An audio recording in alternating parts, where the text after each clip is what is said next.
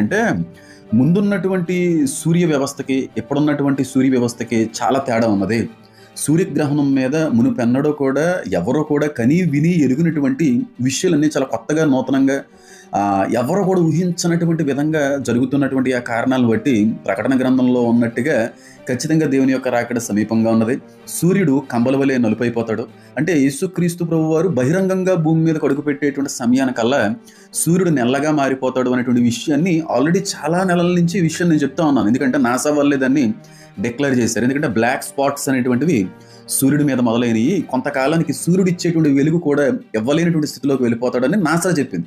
అయితే నాసా ఇప్పుడు చెప్తా ఉంది, కానీ బైబిల్ 2000 సంవత్సరాల క్రితమే తెలియపరిచింది ఏంటంటే సూర్యుడు దాని యొక్క శక్తిని కోల్పోయి నిర్జీవంగా మారిపోయి నల్లగా ఆ సూర్య వ్యవస్థ అంతా కూడా మారిపోతుంది అనేటువంటి విషయాన్ని బైబిల్ ఎప్పటి నుంచో ముందు నుంచి కూడా తెలియపరుస్తూ ఉంది. అయితే ఎండ్ డేస్లో ఉన్నాం, చివరి దినాల్లో ఉన్నాం. రాబోయేటువంటి దినాలు ఇంతకు మించినటువంటి భయంకరమైనటువంటి పరిస్థితులు తీసుకుని వస్తుంది. ఒక మాట మాత్రం చెప్తున్నాను చూడండి, 2026 సంవత్సరం చాలా క్రిటికల్ ఇయర్ అది, అందులో సందేహం లేదు. మళ్ళీ ప్రపంచం నార్మల్ డేస్కి వస్తుంది అని మాత్రం అనుకోకండి. నార్మల్ డేస్కి అయితే మాత్రం ప్రపంచం ఇంకా రాబోదు. క్రీస్తు విరోధి వచ్చి శాంతి ఒప్పందాన్ని కుదిర్చేంత వరకు కూడా ప్రపంచంలో శాంతి సమాధానం అనేటువంటిది పొర్రపాటును కూడా కనబడదు.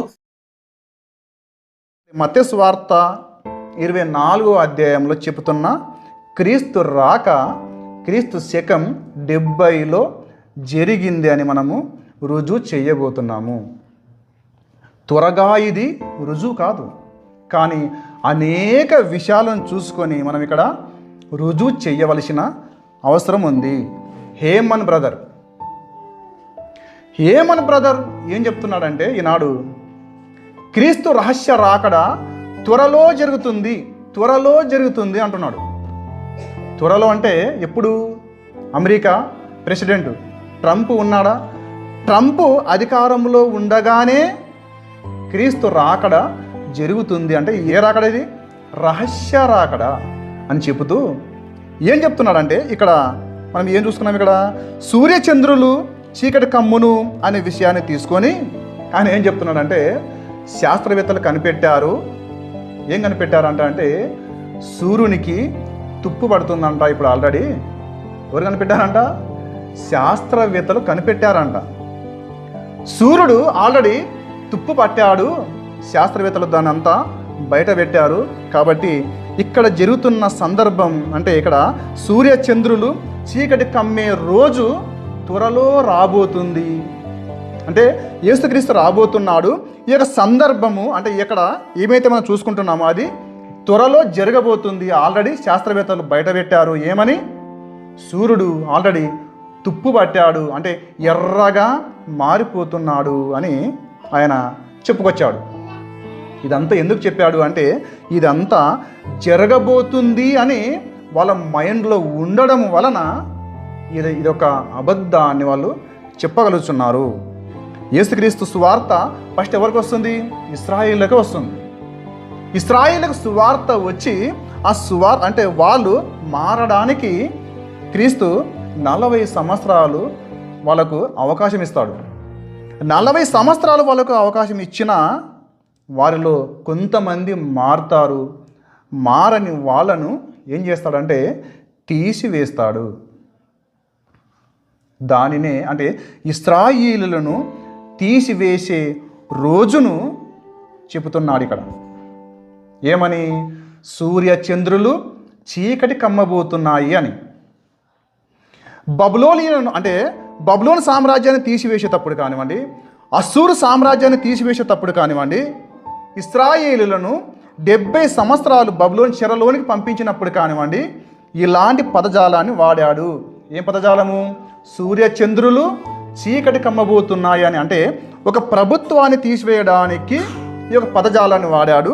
ఇప్పుడు ఇశ్రాయేలులను తీసివేయడానికి సూర్యచంద్రులు చీకటి కమ్మబోతున్నాయి అనే పదజాలాన్ని దేవుడు వాడుతున్నాడు. అంటే యేసుక్రీస్తు చెబుతున్నాడు. ఈ విషయం మీకు అర్థమైతే మత్తయి సువార్త 24వ అధ్యాయంలో కానివ్వండి, ప్రకటన గ్రంథంలో కానివ్వండి, సూర్యుడు చీకటి కమ్మును, చంద్రుడు తన కాంతినివ్వడు, ఆకాశం నుంచి నక్షత్రాలు రాలును అంటే ఏమిటో మనకు క్లియర్గా ఇంకా ముందు అర్థమవుతుంది. ఆ దినముల శ్రమ ముగిసిన వెంటనే చీకటి సూర్యుని కమ్మును, చంద్రుడు కాంతిని ఇవ్వడు, ఆకాశం నుంచి నక్షత్రంలో రాలును, ఆకాశమందలి శక్తులు కదిలింపబడును.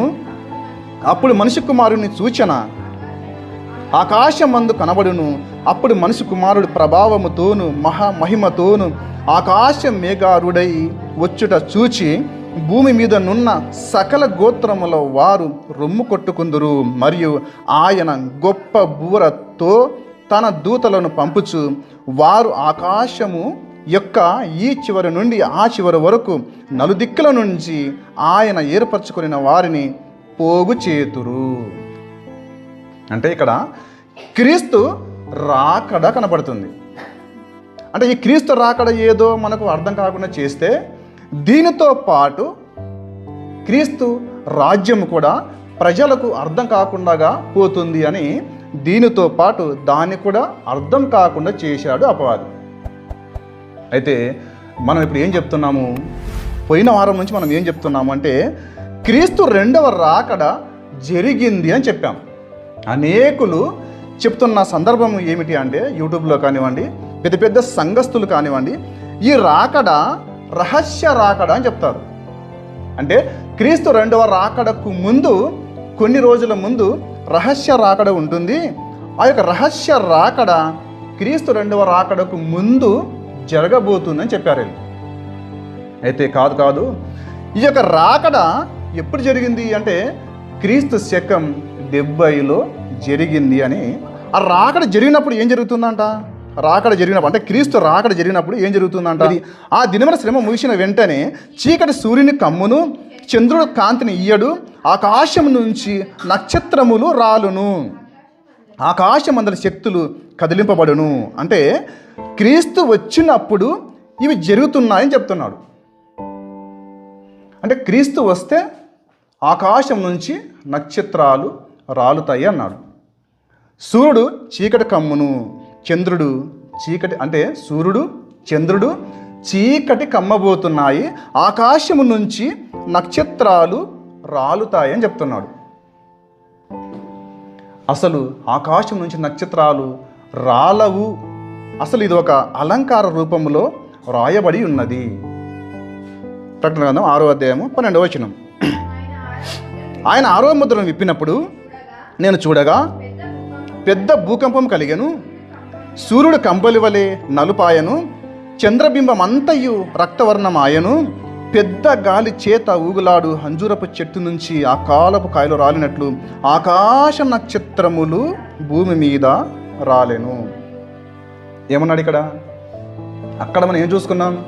ఆకాశ నక్షత్రములు భూమి మీద రాలును అన్నాడు. ఇక్కడ కూడా మనం ఏం చూస్తున్నాం? సూర్యుడు చంద్రుడు చీకటి కమ్మబోతున్నాయి, ఆ చీకటి కమ్మినప్పుడు ఆకాశ నక్షత్రములు భూమి మీద రాలును అంటున్నాడు. ఇది చాలా క్లియర్గా మీరు అంటే చాలా దీన్ని ఆలోచించాలి. అయితే అసలు ఆకాశ నక్షత్రాలు భూమి మీద ఎలా రాలుతాయి ఏంది అనే విషయాన్ని చూద్దామా సార్? ముందరకు వెళ్దాం. దానియేలు గ్రంథము 2వ అధ్యాయము 2:37. రాజా పరలోకమందున్న దేవుడు రాజ్యమును అధికారమును బలమును ఘనతయు తమకు అనుగ్రహించి ఉన్నాడు, తమరు రాజులకు రాజై ఉన్నారు. ఆయన మనుషులు నివసించు ప్రతి మనసులనేమి భూజంతువులనేమి ఆకాశ పక్షులనేమి అన్నిటినీ ఆయన తమరి చేతికి అప్పగించి ఉన్నారు. వారందరి మీద తమరికి ప్రభుత్వము అనుగ్రహించి ఉన్నాడు. తామే ఆ బంగారపు శిరస్సు. తాము చనిపోయిన తరువాత తమరి రాజ్యం కంటే తక్కువైన రాజ్యం ఒకటి లేచును. అటు తర్వాత లోకమంతా ఏలునట్టి 3వ రాజ్యం ఒకటి లేచును. అయితే ఇక్కడ మనకు ఏం కనబడుతుందంటే, రాజా నీ రాజ్యము చాలా భయంకరంగా ఉంది, అంటే చాలా అద్భుతంగా ఉంది, కానీ నీ రాజ్యము కూలిపోబోతుంది, అంటే నీ రాజ్యం కూలిపోయిన తర్వాత ఇంకొక రాజ్యం రాబోతుంది అని చెబుతూ ఇదే విషయాన్ని ఇక్కడ చెప్తున్నాడు. ఎక్కడ? యెషయా గ్రంథంలో చెప్తున్నాడు. యెషయా గ్రంథము 13వ అధ్యాయం. అక్కడ బబులోను రాజు గురించి చెప్తున్నాడు. బబులోను రాజు గురించి చెప్పి ఇక్కడ కూడా అదే విషయాన్ని చెప్తున్నాడు. ఒకటో వచనం, ఆమోజు కుమారుడైన యెషయాకు బబులోను గూర్చిన ప్రత్యక్షమైన దేవోక్తి అని చెబుతూ, అంటే ఇక్కడ బబులోను గురించి చెప్పుకుంటూ వస్తున్నాడు. 9వ వచనం చూడండి సార్. 9వ వచనం, యెహోవా దినము వచ్చుచున్నది, దేశము పాడుగా చేయుటకును పాపులను బొత్తిగా దానిలో నుండకుండా నశింపజేయుటకును క్రూరమైన ఉగ్రతతోను ప్రచండమైన కోపముతోను అది వచ్చుచున్నది. అంటే దేవుని దినము వచ్చుచున్నది అని చెప్తున్నాడు ఇక్కడ. దేవుని దినము వచ్చుచున్నది. ఆ దినము ఎంత భయంకరంగా వచ్చుచున్నది అని చెప్తున్నాడు. అంటే దేవుని దినము ఎవరి మీదకి వస్తుంది ఇక్కడ అంటే బబులోను సామ్రాజ్యం మీదకి. అక్కడ సూర్యచంద్రులు నక్షత్రాల గురించి మనం ఏదైతే చూసుకున్నామో అది మనకు అర్థం కావాలంటే ఇక్కడ విషయం అర్థం కావాలి. అంటే అలాంటి విషయాలు పాత నిబంధనలో ఇంకా ఎక్కడైనా కనిపిస్తున్నాయో మనకు అర్థం కావాలి. ఇక్కడ ఏం చెప్తున్నాడు అంటే బబులోను సామ్రాజ్యం మీదికి ఒక దేవుని ఉగ్రత రాబోతుంది, అంటే దేవుని దినము రాబోతుంది. ఆ దినం ఎంత భయంకరంగా ఉందో చెప్తున్నాడు. చదవం ఇంకోసారి. 9వ వచనం, యెహోవా దినము వచ్చుచున్నది, దేశము పాడుగా చేయుటకును పాపులను బొత్తిగా దానిలో ఉండకుండా నశింపజేయుటకును క్రూరమైన ఉగ్రతతోను ప్రచండమైన కోపముతోను అది వచ్చును. ఏది వచ్చును? యెహోవా దినము. ఆకాశ నక్షత్రములను నక్షత్ర రాసులమును తమ వెలుగు ప్రకాశింపనియవు. ఉదయకాలమున సూర్యుని చీకటి కమ్మును, చంద్రుడు ప్రకాశింపడు. లోకులు చెడుతనమును బట్టి దుష్టుల దోషమును బట్టి నేను వారిని శిక్షించబోచున్నాను. అంటే బబులోనీల సామ్రాజ్యము అంతం కాబోతుంది. బబులోను సామ్రాజ్యం అంతం కాబోతుంది. బబులోను సామ్రాజ్యం అంతం కాబోయే ఆ యొక్క రోజును ఏం చెప్తున్నాడు ఇక్కడ? సూర్యుడు చీకటి కమ్మును, చంద్రుడు చీకటి కమ్మును, ఆకాశం నుంచి నక్షత్రములు రాలును. అంటే దేవుడు ఒక ప్రభుత్వం కూలిపోతుంది అనే విషయాన్ని చెప్పడానికి ఏం చెప్తున్నాడు ఇక్కడ? సూర్య చంద్రులు నక్షత్రాలను తీసుకొని ప్రభుత్వం కూలిపోతుంది అని చెప్తున్నాడు.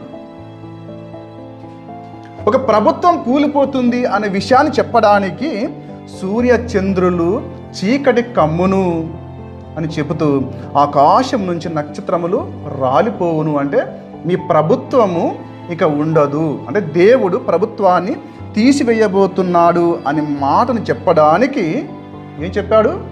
సూర్య చంద్రులు నక్షత్రాలను తీసుకున్నాడు.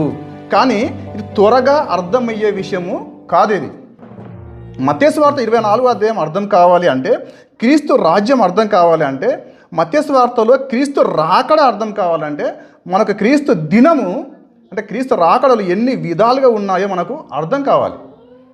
కాబట్టి దాన్ని చెప్తున్నాడు అక్కడ. అంటే ప్రభుత్వాన్ని తీసివేయడానికి సూర్యచంద్రులను తీసుకుంటున్నాడు అనేది మనకు అర్థమైంది. ఒకసారి దాని గ్రంథంలోకి వెళ్దాం. ఒకసారి ఇది ఏంటంటే మాదీయ పారసీకుల సామ్రాజ్యం. మాదీయ పారసీకుల సామ్రాజ్యం అంటే చరిత్రను మనము చూడబోతున్నాం. దీనికి 2 కొమ్ములు ఉన్నాయి అనేది చూడండి ఒకసారి. ఎన్ని కొమ్ములు ఉన్నాయి? 2 కొమ్ములు ఉన్నాయి. సింగల్ కొమ్ముతో ఉన్న మేకపోతు వచ్చి ఆ యొక్క 2 కొమ్ములతో ఉన్న మేకపోతుని ఓడించేస్తుంది. ఇది సందర్భం. మళ్ళీ మీకు చూపిస్తాను కొన్ని ఇమేజ్లు. కానీ చూడండి, అంటే దీన్ని మనసులో పెట్టుకొని చూడండి. ఇప్పుడు దానియేలు గ్రంథము 8వ అధ్యాయము. నేను చూడగా ఆ మేకపోతు పొట్టేలను కలుసుకొని మిక్కిలి రౌద్రము గలదై దాని మీదికి వచ్చి ఆ పొట్టేలను గెలిచి దాని 2 కొమ్ములను పగులగొట్టెను. అంటే ఏది? సింగల్ కొమ్ముతో వచ్చిన పొట్టేలు. ఆ పొట్టేలును దాన్ని ఎదిరింపలేక పోయినందున ఆ మేకపోతు దానిని నేలను పడవేసి.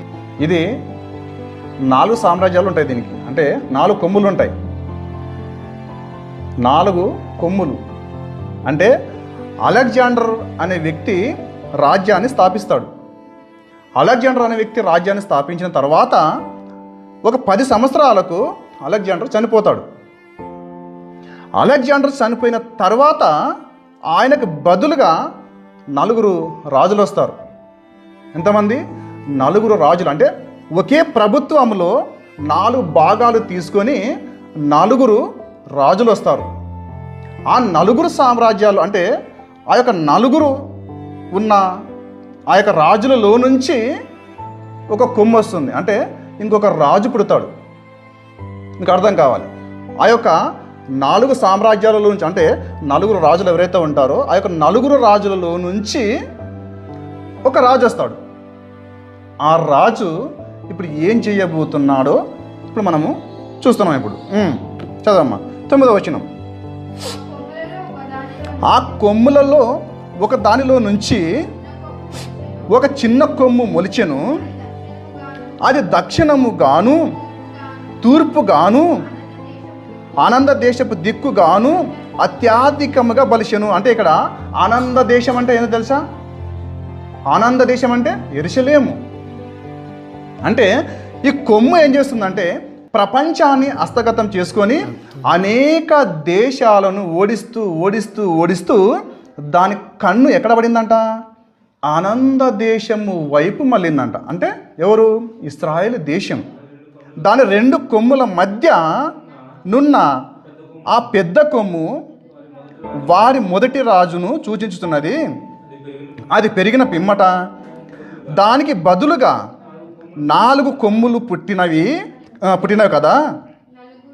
4 రాజులు ఆ జనములలో నుండి పుట్టుదురు కానీ వారి అతనికున్న బలము గలవారు ఉండరు. అంటే మొదటి కొమ్ము ఎంత బలంగా ఉంటుందో ఆ యొక్క 4 రాజులు ఎవరైతే వస్తారో వాళ్ళు అంత బలంగా ఉండరు.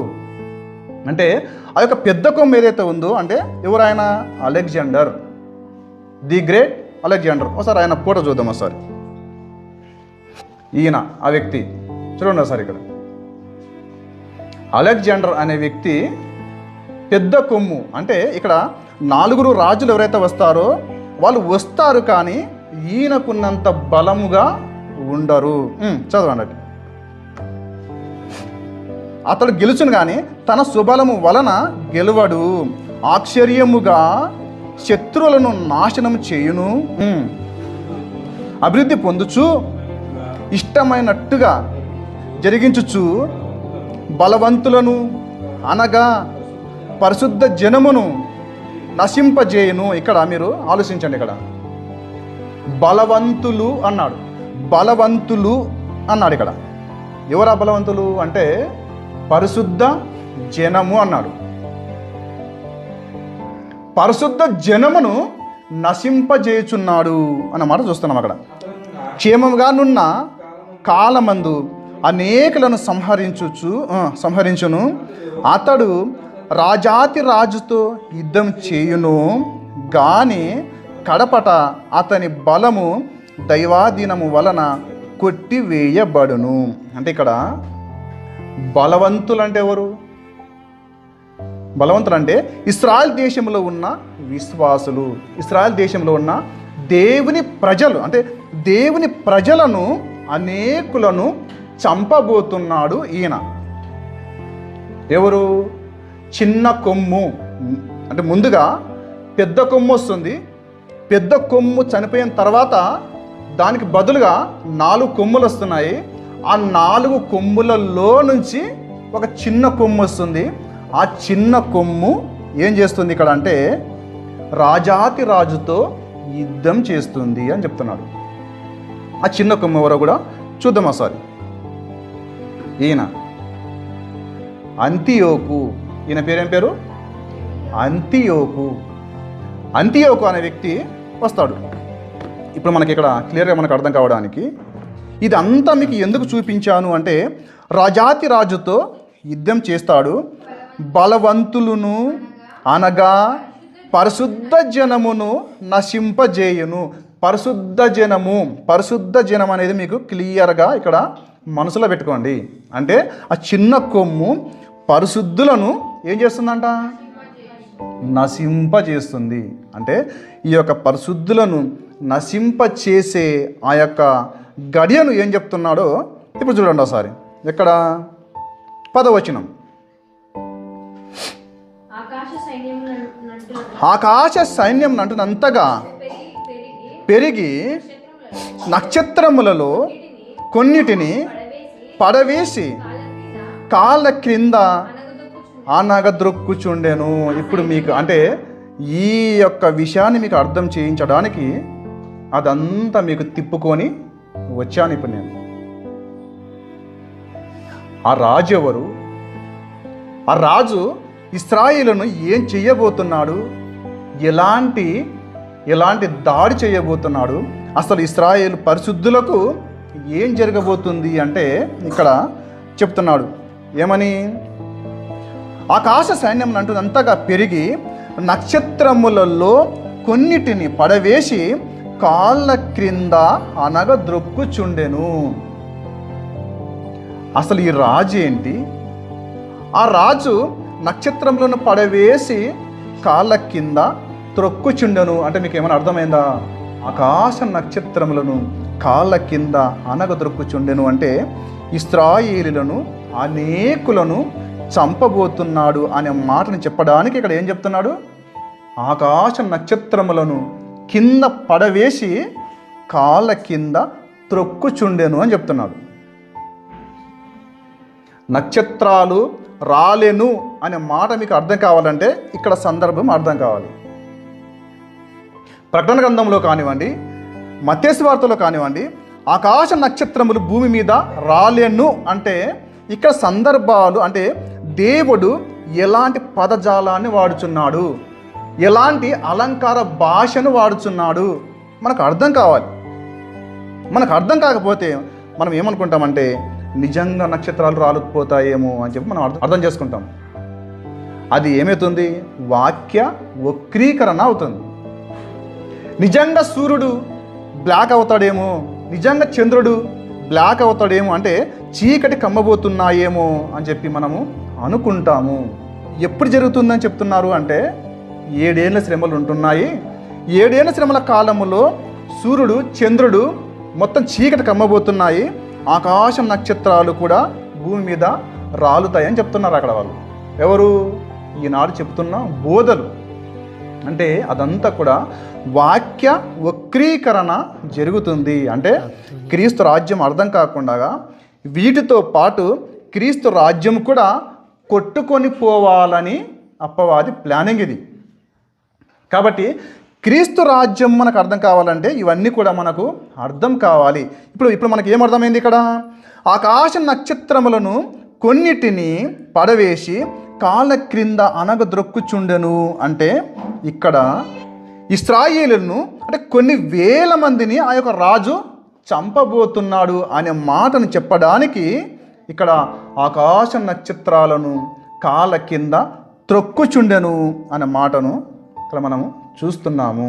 ఇప్పుడు బబులోను సామ్రాజ్యం ఎప్పుడు అంతమైంది? క్రీస్తు పూర్వం కొన్ని వందల సంవత్సరాల క్రితమే అంతమైంది. అంటే అప్పుడు ఏం జరిగింది?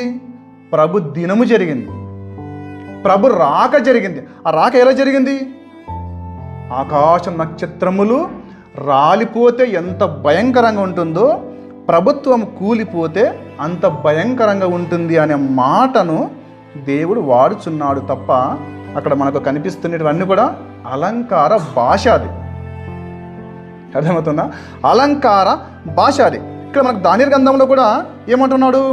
ఇశ్రాయేలును అంతియోకు అనే రాజు అనేకులను అంటే కొన్ని వేల మందిని చంపబోతున్నాడు. అంటే ఇది ఎప్పుడు జరిగింది? క్రీస్తు పూర్వము 160లో జరిగింది. ఇది ఏంది? అంతియోకు ఇశ్రాయేలును అనేకులను చంపిన సందర్భం.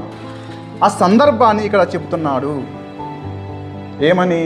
ఆకాశ నక్షత్రములను కాళ్ళ కింద త్రొక్కబోతున్నాడు అనే సందర్భాన్ని ఇక్కడ చెప్తున్నాడు. కాబట్టి ఇదంతా మనకు అర్థమైతే ఇప్పుడు మీకు ఆ యొక్క ప్రభుత్వాలు ఎలా అంతమయ్యాయి, దేవుని ఆలోచన విధానం ఎలా ఉంది, దేవుడు ఏం చెప్పాడు, ప్రభుత్వాన్ని కూల్చడానికి ఎలా చెప్పాడు అనేది మనసులో పెట్టుకొని ఇప్పుడు చదవండి. అంటే సూర్య చంద్రులను నక్షత్రాలను తీసుకొని దేవుడు ఒక పాఠాన్ని చెప్పబోతున్నాడు మనకు. ఏమని?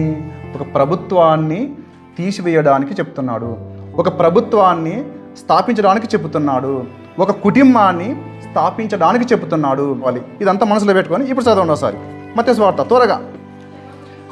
ఆ దినమున శ్రమ ముగిసిన వెంటనే చీకటి సూర్యుని కమ్మును, చంద్రుడు కాంతిని ఇవ్వడు, ఆకాశము నుంచి నక్షత్రములు రాలును, ఆకాశమందలి శక్తులు కదిలింపబడును.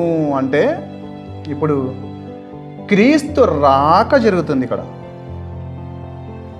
ప్రభు దినం ఎలా జరిగింది అంటే పాత నిబంధనలో ప్రభు దినం ఎలా జరిగింది అని మీకు అదంతా మనసులో పెట్టుకొని ఇప్పుడు చదివితే మీకు ఏమర్థమవుతుందంటే క్రీస్తు రాక జరుగుతుంది. ఆ క్రీస్తు రాక, ఈ రాక ఎప్పుడు జరిగిందంటే క్రీస్తు శకం 70లో ఈ రాక జరిగింది అని మనము చెబుతున్నాము.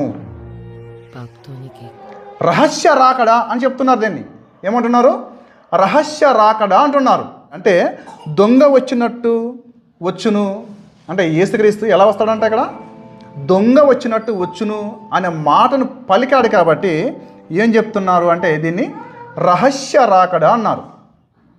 ఇప్పుడు ఈ యొక్క అంటే నువ్వు రహస్య రాకడా అని పేరు పెట్టుకుంటావో, నువ్వు ఏ పేరు పెట్టుకుంటావో, కానీ అసలు క్రీస్తు అక్కడ మత్తయి సువార్త 24వ అధ్యాయంలో చెబుతున్న క్రీస్తు రాక క్రీస్తు శకం 70లో జరిగింది అని మనము రుజువు చేయబోతున్నాము.